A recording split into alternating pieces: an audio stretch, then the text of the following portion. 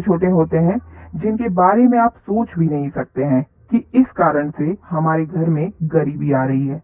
आप इन छोटे छोटे कारणों को सुधार करके अपने घर में माता लक्ष्मी का प्रवेश करा सकते हैं और दरिद्रता को दूर कर सकते हैं। तो आइए जानते हैं क्या क्या है गरीबी आने की असली वजह या कारण।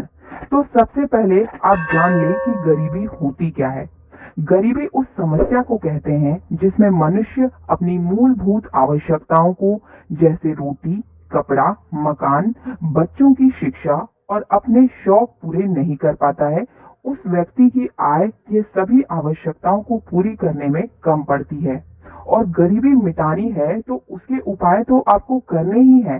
साथ ही कैसे आप सुधार करें, किन किन चीजों का आप घर से बाहर निकाल दें, क्या होने दें क्या न होने दें। देखिए, हर व्यक्ति अपने जीवन में आगे बढ़ने का प्रयास करता है, उसमें बहुत ही मेहनत और लगन लगती है, लेकिन उसके अनुसार उसे फल नहीं मिल पाता है। आप गरीबी का शिकार बन जाते हैं। मेहनत तो भरपूर है लेकिन पैसा भरपूर नहीं है। तो आइए ध्यान से सुनते हैं। सबसे पहले तो आप रात के समय में खाना खाने के पश्चात समय से सो जाएं और सुबह में उठते हुए सूरज को यानी सूर्य को प्रणाम जरूर करें। कई लोग ऐसा नहीं करते हैं, लेकिन ये गरीबी का सबसे बड़ा कारण है।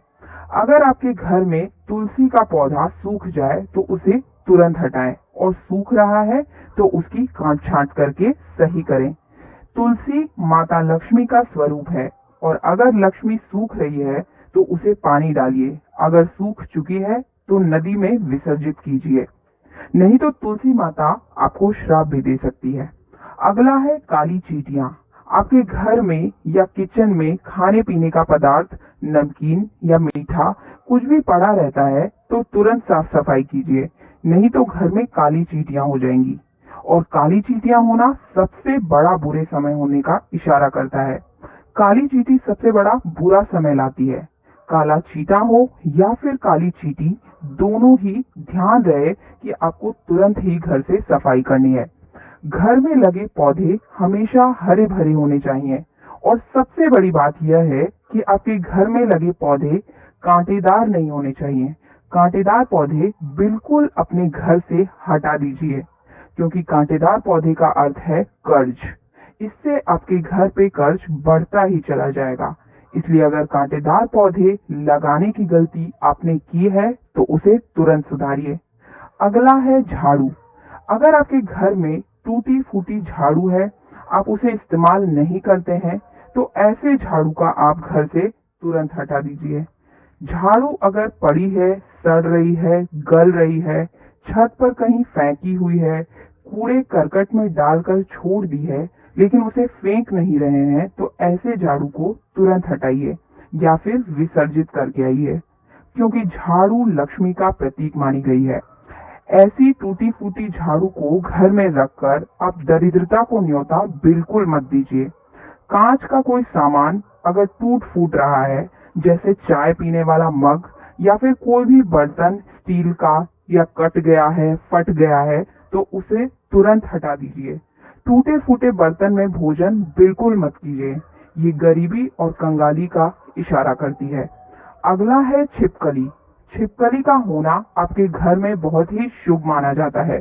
माता लक्ष्मी साक्षात आपके घर में लक्ष्मी का रूप प्रतीक को लेकर आई हैं। अगर आपके घर में छिपकली है तो कभी भी आप उसका निरादर मत कीजिए। अगर छिपकली जमीन पर रेंगती हुई अगर आपको दिखाई दे तो शीघ्र ही उसे हटा दीजिए या फिर भगा दीजिए, क्योंकि जमीन पर रेंगने का अर्थ है आपके घर में कंगाली का आना। अगर छिपकली आपके घर में, मंदिर या फिर किचन में रहती है तो बहुत ही अच्छा है। किसी भी दीवार पर रहती है तो भी ठीक है, लेकिन अगर जमीन पर रेंग रही है तो उसे तुरंत आप घर से बाहर कर दीजिए। ये दरिद्रता का सबसे बड़ा कारण है।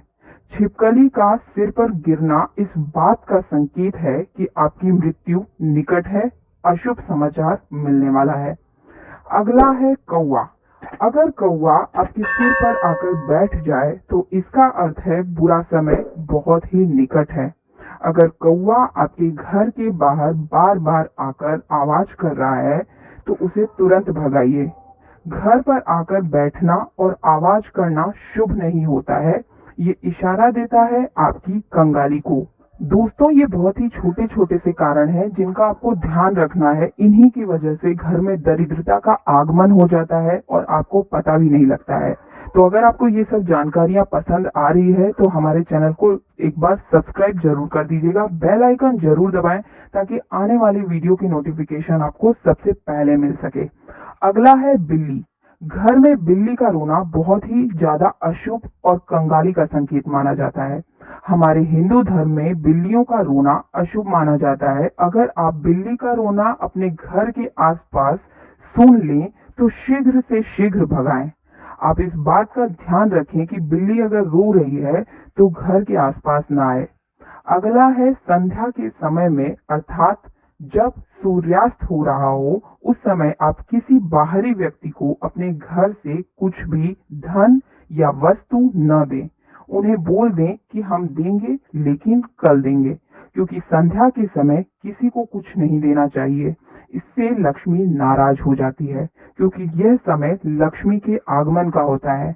तो इस समय अगर आप अपने घर से लक्ष्मी को किसी को देते हैं तो ये आप लक्ष्मी का निरादर कर रहे हैं और लक्ष्मी आपके घर से रूठ कर चली जाती है। तो ये थी छोटी छोटी सी जानकारियां। अगर आपको ये जानकारियां पसंद आ रही है तो चैनल को सब्सक्राइब जरूर कर लीजिएगा